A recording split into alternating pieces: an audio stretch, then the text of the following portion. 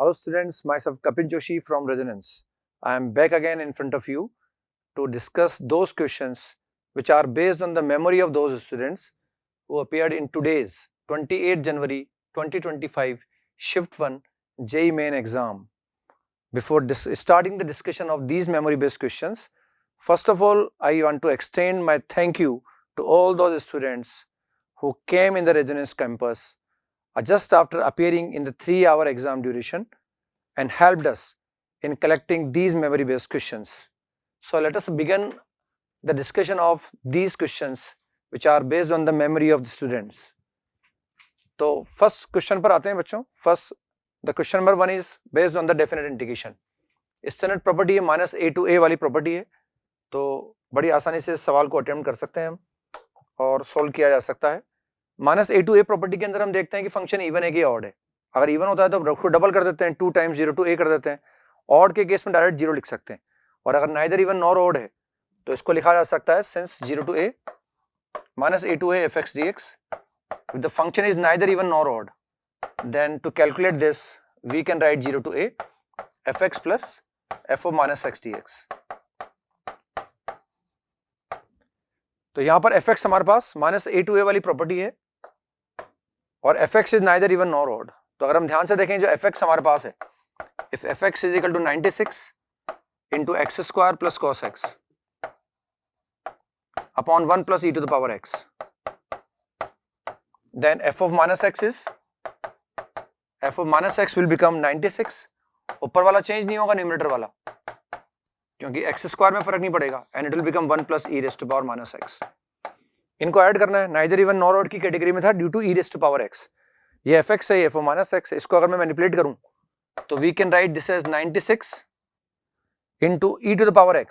96, इसको 1 upon e raised to power x कर दूंगा मैं, तो 96 into e to the power x, x square plus cos x and e raised to power x plus 1.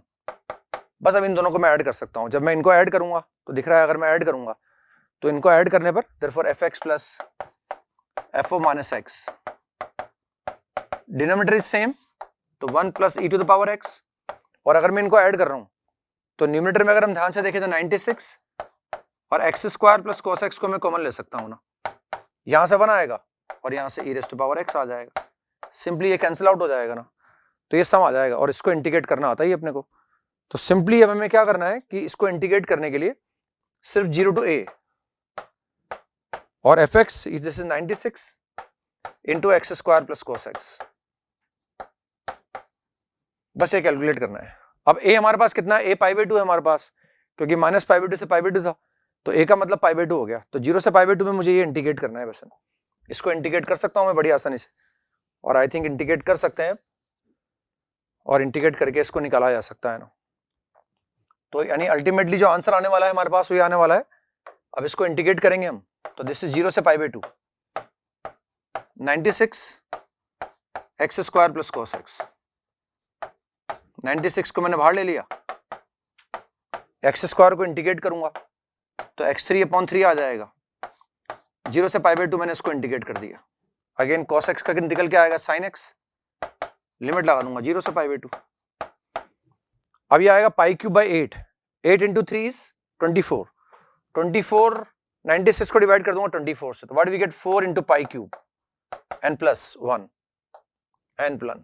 ये आ जाएगा बच्चों ना. तो ये alpha into π³ n plus beta आ गया. तो alpha is equal to 4 and beta is equal to 1. Alpha is equal to 4 and beta is equal to 1. अब हमें वैल्यू निकालनी है अल्फा प्लस बीटा की. तो alpha plus beta will come out to be alpha and beta are positive integer. तो 96 आ गया. अच्छा 96 वो यहां भी आएगा ना, एंड दिस इज 96 अगेन. 96 बाहर था क्योंकि ये ना, तो 96 यहां भी आ जाएगा एंड दिस इज 96. तो alpha is 4 and beta is 96. therefore alpha plus beta is 100. तो 100 इज द आंसर. तो ये आंसर आ जाएगा बच्चों. इस तरह के सवाल भी करते हैं अपन, ठीक है. वो डेटा हर बार फंक्शन चेंज कर देते हैं, otherwise neither even nor odd की कैटेगरी में था तो हमें ये प्रॉपर्टी अप्लाई करनी पड़ी, और बड़ी आसानी से, क्योंकि 96 बाहर मल्टीप्लाई हो रहा था तो यहाँ x स्क्वायर के साथ भी आएगा और cos x के साथ भी आएगा. ये मैंने यहाँ एडजस्ट कर लिया था, लेकिन 96 यहाँ आएगा और sin x को cos x को इंटीग्रेट करने पर sin x आ गया. और लिमिट लगाने पर 1 आ गया। तो alpha is 4 and beta is 96, therefore alpha plus beta is 100। Second question पर आते हैं बच्चों। ये इस तरह का सवाल फ्रिक्वेंटली आ रहा है, अभी जेई एडवांस में भी आ चुका है इस तरह का सवाल, अपनी शीट में भी था जेई एडवांस का सवाल, जेई मेन में भी आ चुका है ना, ये जेई मेन और जेई एडवांस दोनों में आ गया, फिर वापस आया सवाल इस तरह का। तो इसमें वही हमें जो सम निकालना है वो ध्यान से देखना पड़ेगा कि जो सम मुझे कैलकुलेट करना है, अगर हम उसको ध्यान से देखें तो that is from k is equal to 1 से k is equal to 81 and f of k upon 82, ये मुझे कैलकुलेट करना है। तो अगर मैं k को 1 रखता हूं तो we get 1 upon 82, again it will become f of 2 upon 82। अपनी शीट में भी था ये सवाल, काफी समय पहले जब सब्जेक्टिव एग्जाम हुआ करते तब भी इस तरह का सवाल आया था, लेकिन अब इस तरह के सवाल आने लग गए बार बार रिपीटेडली, लास्ट ईयर भी आए थे और इस बार फिर आ गया है ना। 3 upon 82 plus and so on, f of 80 upon 82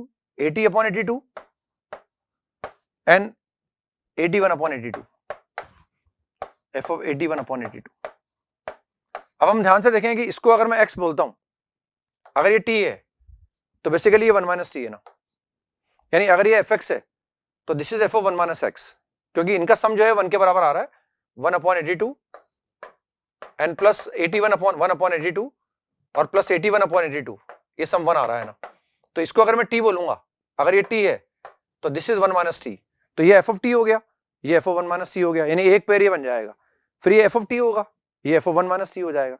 लेकिन टर्म्स काउंटिंग में हमारे पास 81 है, तो इसमें एक सिंगल टर्म मिडिल टर्म आएगा and that middle term will be, अगर टर्म्स काउंटिंग में 81 है तो मिडिल टर्म जो होगा वो हमारे पास कौन सा होगा, मिडिल टर्म हमारा आ जाएगा 41st टर्म, क्योंकि 40 इधर से 80 हो जाएंगे और बीच में 40 के बाद जो नेक्स्ट वाला आएगा 41st टर्म मिडिल टर्म होगा। तो जो मिडिल टर्म आएगा ना बच्चों, आ जाएगा f ऑफ 41 अपॉन 82, ये मिडिल टर्म आएगा and this is basically f of 1/2। तो हम देख रहे हैं हम पेयर बना रहे हैं, मतलब ये fx तो ये f of 1 minus x, again ये fx होगा तो ये f ऑफ 1 माइनस x हो जाएगा, ऐसे पेयरिंग बन जाएगी ना। तो fx plus f of 1 minus x,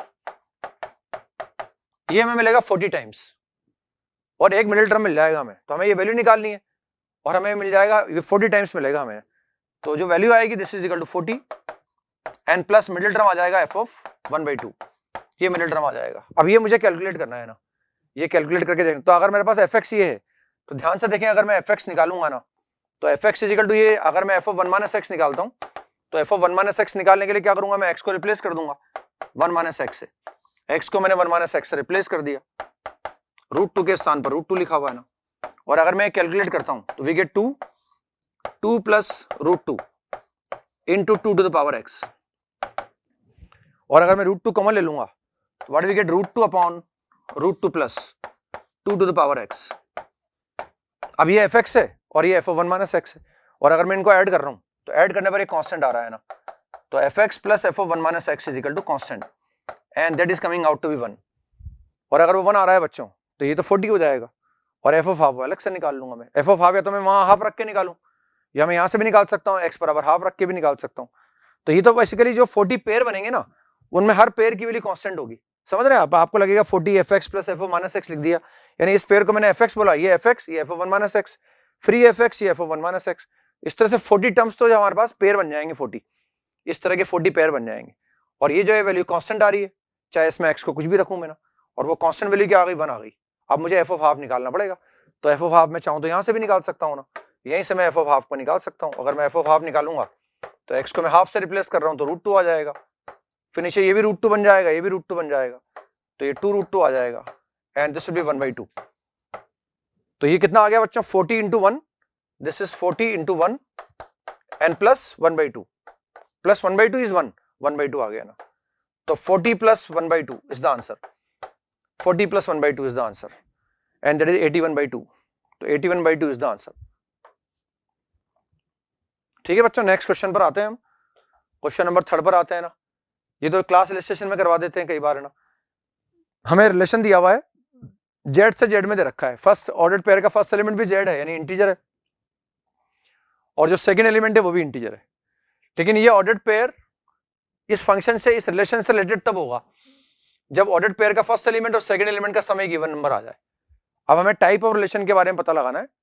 ये रिफ्लेक्सिव है क्या, ये ट्रांजिटिव है क्या, या सिमेट्रिक है क्या। तो सबसे पहले रिफ्लेक्सिव के लिए चेक करते हैं हम जानते हैं भाई एक्स भी इंटीजर है, तो हमें चेक करना है कि एक्स कमा एक्स क्या आर का एलिमेंट होगा नहीं होगा।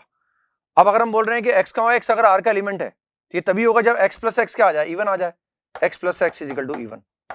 अगर ये इवन आ जाएगा, even for every value X belongs to Z, अगर हमें लगता है कि every integer is related to itself by using this relation, then only we can say that this relation is reflexive. अब हम बोल सकते हैं कि अगर एक्स इंटीजर है तो या तो वो इवन होगा या ऑड होगा, और हम जानते हैं इवन प्लस इवन निकालें तभी वो इवन आएगा, और अगर मैं ऑड प्लस ऑड निकालूंगा तभी वो इवन आएगा। हमें इस बात से मतलब नहीं है कि वो इवन क्या आ रहा है, इस बात से मतलब नहीं है, हमें मतलब है कि एक्स प्लस वाई इवन आना चाहिए ना। तो एक्स अगर इंटीजर है तो या तो इवन प्लस इवन से इवन आ जाएगा, ऑड प्लस ऑड से भी इवन आ जाएगा। Therefore we can say that every integer will be related to itself by using this relation, hence we can say that this relation is reflexive. Now we come to symmetric. अब symmetric check करना है हमें। symmetric check करने के लिए हमने assume कर लिया let x, y is the element of R. अगर ये R का एलिमेंट है it implies x plus y क्या होगा, एक इवन नंबर होगा। हमने assume कर लिया कि वो R का एलिमेंट है, इसका मतलब x plus y इवन है। अब हम कब मान लेंगे कि y, x भी R का एलिमेंट है, हमें तब मान लेंगे जब हम दिखा पाए कि y प्लस एक्स भी इवन आए। तो ऑब्वियस सी बात है वो तो आएगा ही आएगा। इसको मैं ऐसे लिख सकता हूं y plus X is equal to even, और y प्लस एक्स अगर इवन आ रहा है it means y comma x is also the element of R। Hence whenever x comma y is the element of R, then y comma x will also be the element of R, hence it will be symmetric also. Now we come to transitive. Transitive के लिए हम क्या करते हैं, दो ordered pair assume कर लेते हैं हम कि दो ऑर्डर्ड पेयर हमारे पास है और वो R के एलिमेंट है। तो हमने एज्यूम कर लिया late x, y is the element of R and y, z is also the element of R. अब अगर ये R का एलिमेंट है इसका मतलब क्या हो गया, इसका मतलब हो गया कि x plus y इवन है, एंड अगर y, z भी R का एलिमेंट है तो y plus z भी इवन नंबर है, इनका सम भी इवन आ रहा है y plus z का भी। अब हमें चेक करना है x, z इस R का एलिमेंट है नहीं है। कब एज्यूम कर लेंगे हम कि x, z R का एलिमेंट है, जब अगर हम इन दोनों का यूज करके दिखा पाए कि x प्लस जेड भी एक इवन नंबर आ रहा है, तो फिर हमें मानना पड़ेगा कि x, z भी R का एलिमेंट है। अब देखो अगर ये इवन आ रहा है तो ये तो दोनों ऑड है, पहले मैंने मान लिया, मान लो ये ऑड है, अगर ये ऑड है ये भी ऑड है तभी इवन आ सकता है। अब अगर y ऑड हो गया, ये ऑड है और ये सम भी इवन आ रहा है तो ये भी ऑड होगा, hence x odd z odd, और ऑड का ऑड से सम कितना आ जाएगा, इवन आ जाएगा। तो अगर ये ऑड हुए, ऑड ऑड ऑड ऑड, तब भी x plus Z even number आ जाएगा। या हो सकता है कि ये इवन हो जाए, ये इवन हो गया तो फिर ये भी इवन हो गया, और अगर y इवन है तो फिर ये भी इवन है, और सम को इवन आने के लिए इसको भी इवन होना पड़ेगा। और इस केस में भी x, z even plus even का सम इवन आ जाएगा। इसका मतलब जब भी ये ट्रू है और जब भी ये ट्रू है x प्लस जेड भी इवन आएगा, और x प्लस जेड इवन आएगा इसका मतलब x, z will also be the element of R।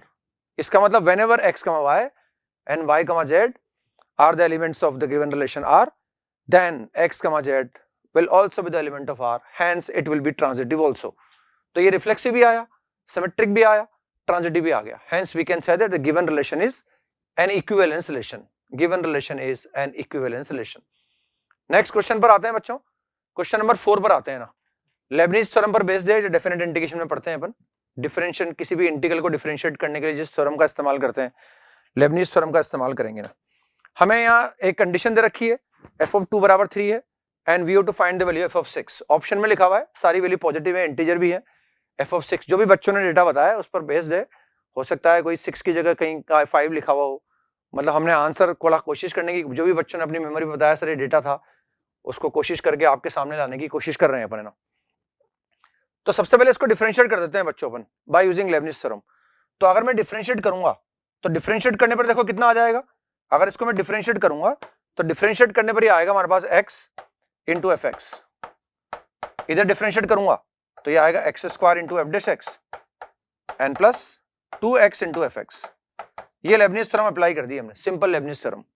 इसको इंटरचेंज कर लो आप, तो what we get X square into F dash X N plus x into F X बराबर 0। यहां से मैं निकाल सकता हूं एफ डैश एक्स, क्योंकि मुझे एफ एक्स निकालना है, f dash x upon f x is equal to minus का 1/x।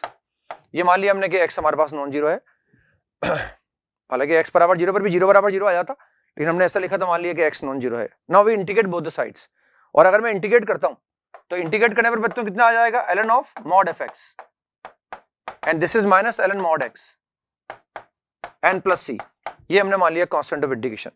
नाउ सी निकालने के लिए जो भी बाउंड्री कंडीशन हमारे पास गिवन कंडीशन से उनका यूज करेंगे। Since it is given that F of 2 बराबर 3, और अगर एफ ऑफ 2 3 के बराबर है तो इसमें x बराबर 2 पुट कर देते हैं अपन, तो उससे एफ ऑफ 2 आ जाएगा, तो आ जाएगा ln of mod of f of 2 is equal to minus ln x को 2 से रिप्लेस कर रहे हैं, mod of 2 is 2 plus c. Now what is f of 2 3, what is mod of 3 3, तो ln 3 प्लस ln 2, तो c बराबर ln 6, therefore c is equal to ln 6। अब c अगर ln 6 आ जाएगा बच्चों तो c को रिप्लेस कर देते हैं अपन ln 6 से ना, और जैसे मैं c को ln 6 से रिप्लेस करूंगा तो फिर उसके बाद हम fx निकाल सकते हैं ना, हमें f of 6 निकालना है तो वो कैलकुलेट कर सकते हैं।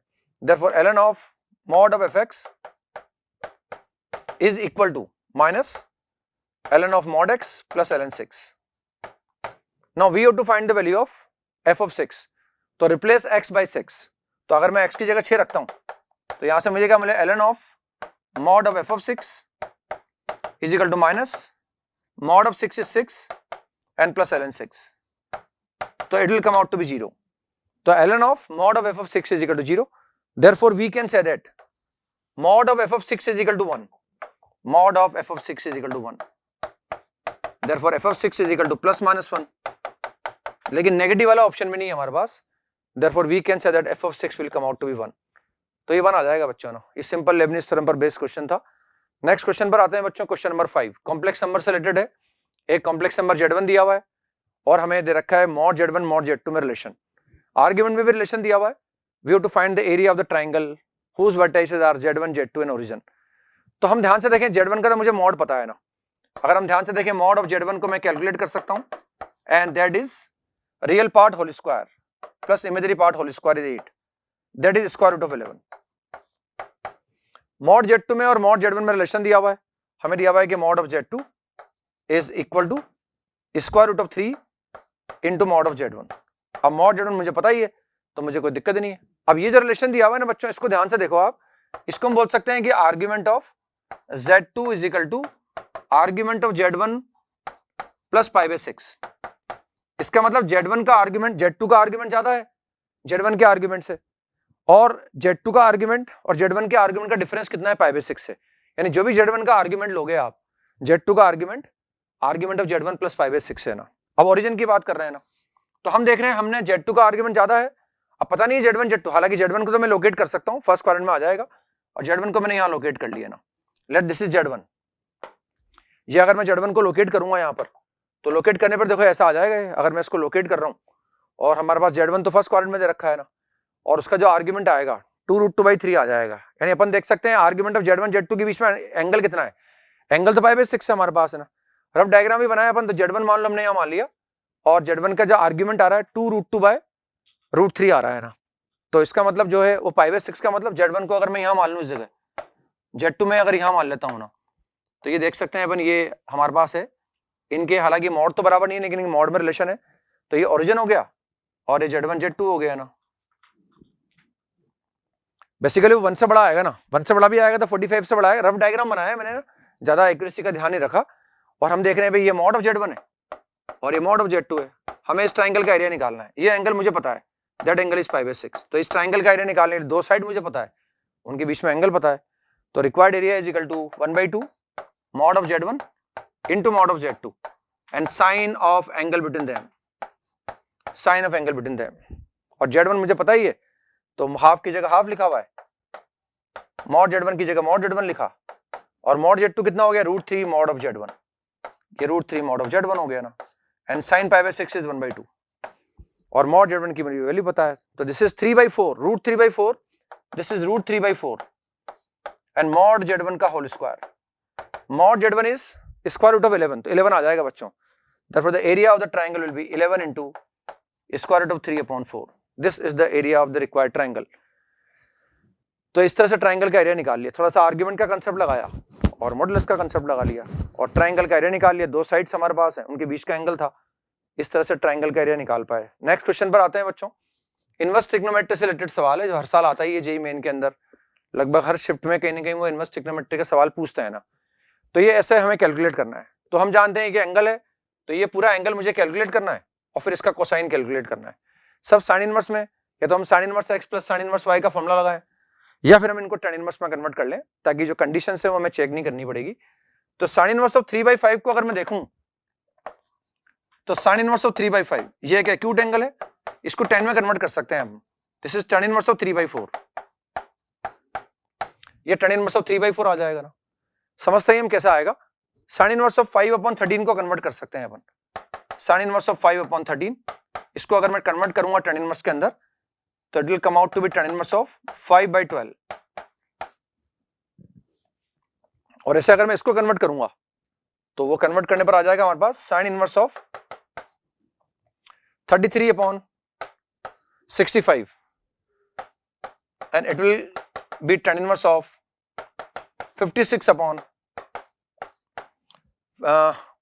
33/56 इट विल बी 33/56। तो आ जाएगा tan इनवर्स ऑफ 33/56, ये ऐसा आ जाएगा बच्चों ने। तो अब मैं ये कैलकुलेट कर लूंगा, sign inverse of 3/4 sign inverse of 3/5 plus sine inverse of that is 5/13 will be equal to tan inverse of 3/4 and plus tan inverse of 5/12। अब tan inverse x plus tan inverse y में दोनों positive है और what is x into y? x into y is less than 1। बस फटाफट इसका formula लगा सकते हैं। तो it will become tan inverse of x plus y upon 1 minus xy 5/12।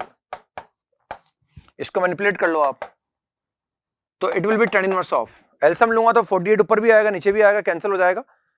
What we get 36 plus 20 upon 48 minus 15।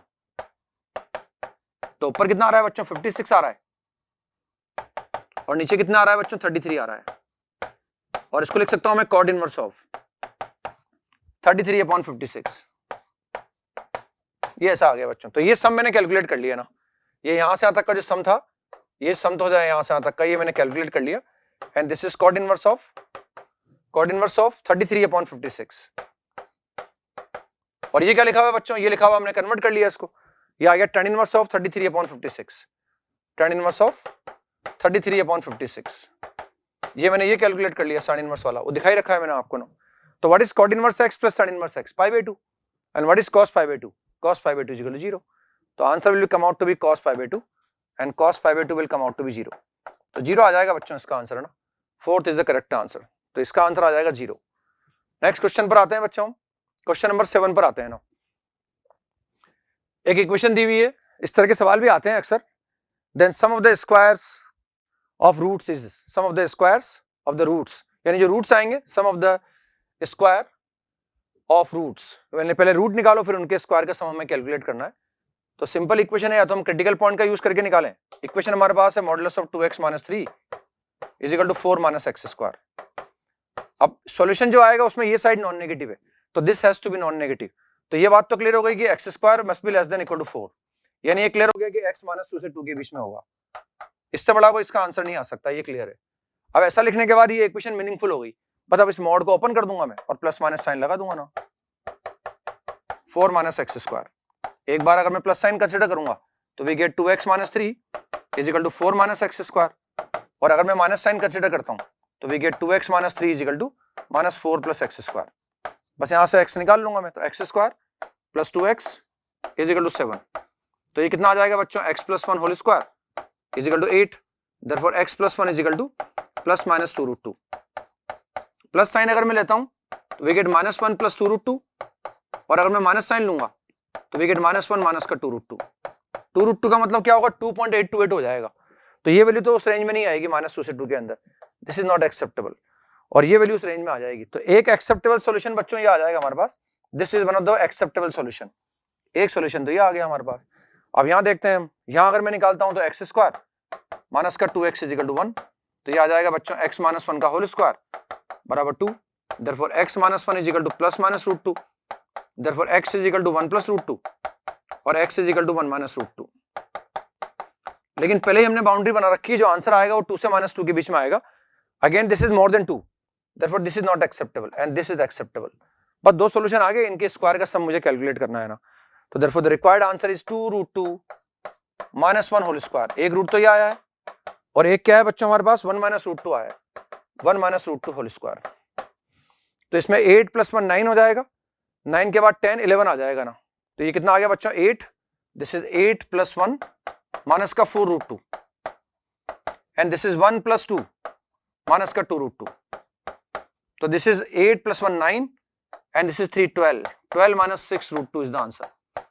ये आ जाएगा बच्चों 12 - 6√2 and 12 - 6√2 is third is the answer. 12 - 6√2 is the answer. Next question पर आते हैं बच्चों, क्वेश्चन नंबर 8 पर. ये अगेन डिफरेंट इंडिकेशन से एरिया अंडर द कर्व पर बेस्ड है, तो हमें डायग्राम बनाने पड़ेंगे और जो रीजन रिक्वायर्ड रीजन है वो एरिया निकालना पड़ेगा अपने को. तो सबसे पहले हम डायग्राम बनाएंगे y = 2 mod x + 1 का. फिर एक बार मुझे डायग्राम बनाना पड़ेगा y = x² + 1 का. फिर बाद में लेस देन और ग्रेटर देन की बात कर लेंगे अपन. तो ये हम जानते हैं कि इवन फंक्शन है ना, इसका डायग्राम हम बना सकते हैं बड़ी आसानी से. ये इसका डायग्राम मैंने बना दिया बच्चों ने. x = 0 पर कितना आ रहा है, x = 0 पर ये 1 आएगा और ये स्ट्रेट लाइन बना देंगे, इवन फंक्शन है.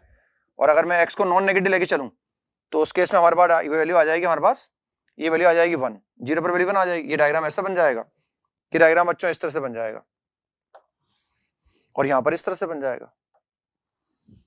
अब मैं डायग्राम बनाऊंगा ये वाला. अगेन ये पैराबोला है, माउथ ओपनिंग अपवर्ड है ना. तो हम पहले ये पता लगा लेते हैं ये कट कहां करेंगे ना. ये जो ब्रांच हमारे पास है, इस ब्रांच का इक्वेशन पता है हमें. The equation of this branch is y = 2x + 1, क्योंकि इधर x नॉन नेगेटिव है तो इस ब्रांच का इक्वेशन आ जाएगा y = 2x + 1. और पैराबोला भी सिमेट्रिक बनेगा, ये भी इवन फंक्शन है. तो पॉइंट ऑफ इंटरसेक्शन निकाल लेते हैं हम, यानी एरिया निकालना आसान रहेगा. डबल कर देंगे क्योंकि दोनों ग्राफ y एक्सिस के अबाउट सिमेट्रिक है ना. तो 2x + 1 और = x² + 1, इसको मैं सोल्व कर लेता हूं. What we are getting, x = 0 और x = 2, यानी 0 पे कट करेंगे और 2 पे कट करेंगे.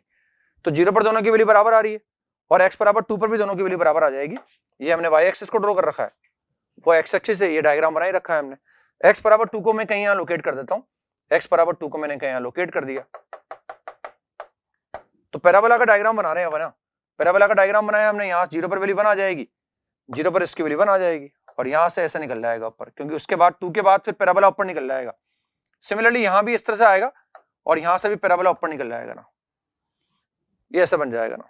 अब हम लेस देन और ग्रेटर देन की बात करते हैं. जैसे सबसे पहले हम चेक करते हैं, हमें ये इंश्योर करना है कि y नॉन नेगेटिव है. y नॉन नेगेटिव का मतलब भाई x एक्सिस के ऊपर की बात कर रहे हैं, यहां भी y नॉन नेगेटिव है, x एक्सिस के ऊपर की बात कर रहे हैं. अब हमें ये इंश्योर करना है y = lie less than equal to 2 mod x + 1. तो इक्वलिटी अगर है तो डायग्राम बना ही दिया मैंने ना.